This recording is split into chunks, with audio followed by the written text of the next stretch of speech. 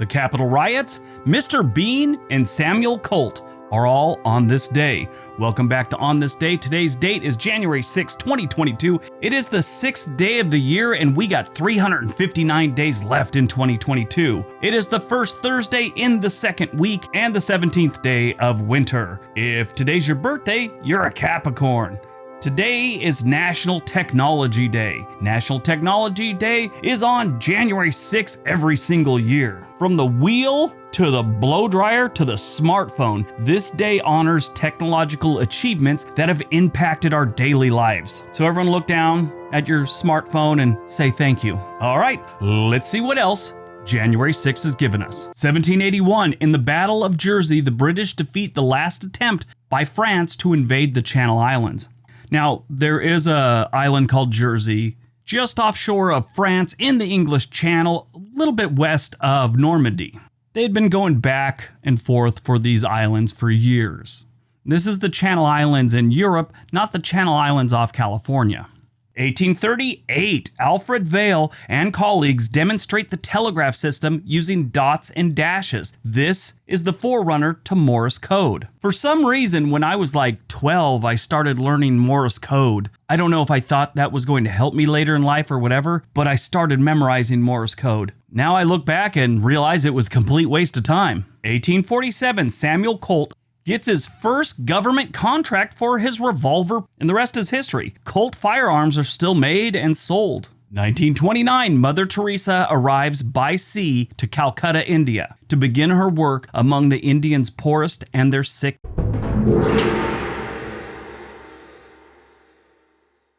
She was born in 1910 in the Ottoman Empire, basically what is now North Macedonia. This woman devoted her life to helping the sick and the poor. Even as she got older and had declining health, she continued to work on. Mother Teresa had a heart attack in Rome in 1983 while visiting Pope John Paul II. Following a second heart attack in 1989, she received a pacemaker. In 1991, she got pneumonia while in Mexico, and this led to additional heart problems.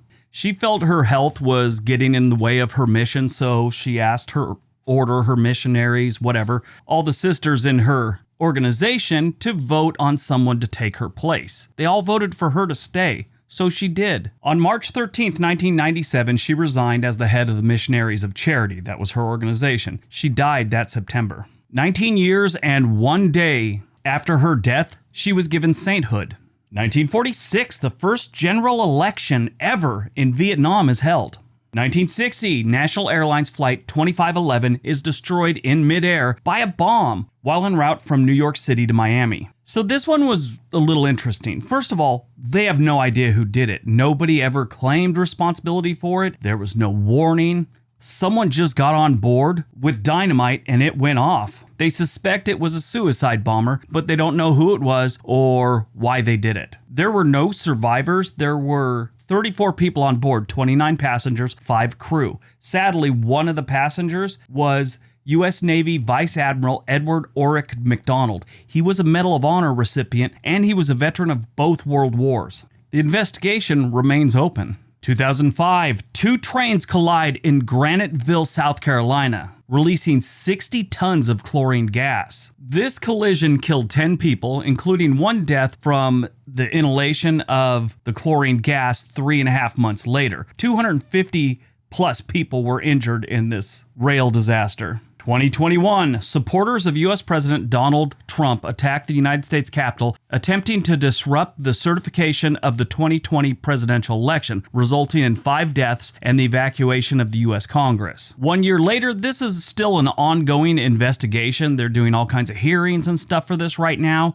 Regardless of where you fall in the political spectrum, this was bad for the United States. It did not look good. It was not good. And it should never happen again. None of us have all the answers. That's why there's an investigation going on. Everyone has their opinions based on what they saw on the news, what they've heard, what representatives and news organizations have told us. That's why they're doing an investigation. And in the end, maybe there'll be a lot more clarity on the subject. At least that's what you hope. Then you have the conspiracy theories that think the investigation is just a big sham and everything like that. That's what sucks about the political system in the United States right now. Nobody believes anything. You know, even if something is obvious, someone tells you it's not obvious, and then some people believe that. And this is both parties.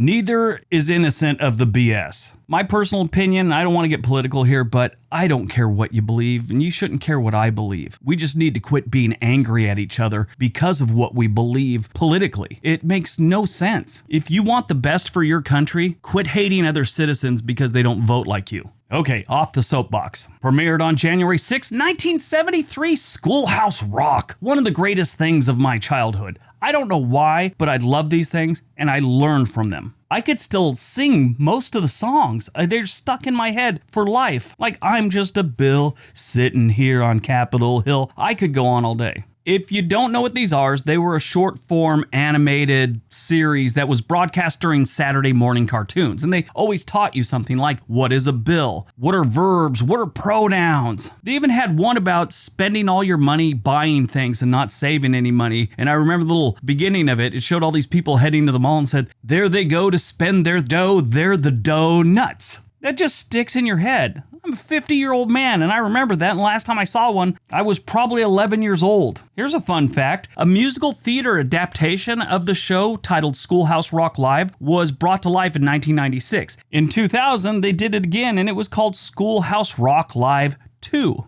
I would have gone with Schoolhouse Rock Live again, not 2. Born on January 6, 1955, Rowan Atkinson. You probably know him as Mr. Bean. He's a comedian, actor, and screenwriter who was listed as one of the 50 funniest actors in British comedy. His Mr. Bean character gained him a large following in England and the United States. In 1983, he appeared in the James Bond film Never Say Never Again. So he was a big fan of Charlie Chaplin and Peter Sellers growing up, and that's kind of how his comedy is. It's very physical, and he gets into uncomfortable situations, which isn't my kind of comedy, but I still love Rowan Atkinson. There's a great movie he was in. Well, he was in lots of great movies, but Love Actually, he played a very interesting part. But he was in a movie called Rat Race in 2001. It had Whoopi Goldberg, Seth Green, Cuba Gooding Jr., Amy Smart, John Lovitz, who played a great part in there. If you ever get a chance and you've never seen Rat Race, check that movie out. Died on January 6th, 2006, we lost Lou Rawls. He was a record producer, actor, songwriter, soul singer who released the song You'll Never Find Another Love Like Mine. He won the Grammy for Best Male R&B Vocal Performance 3 different times.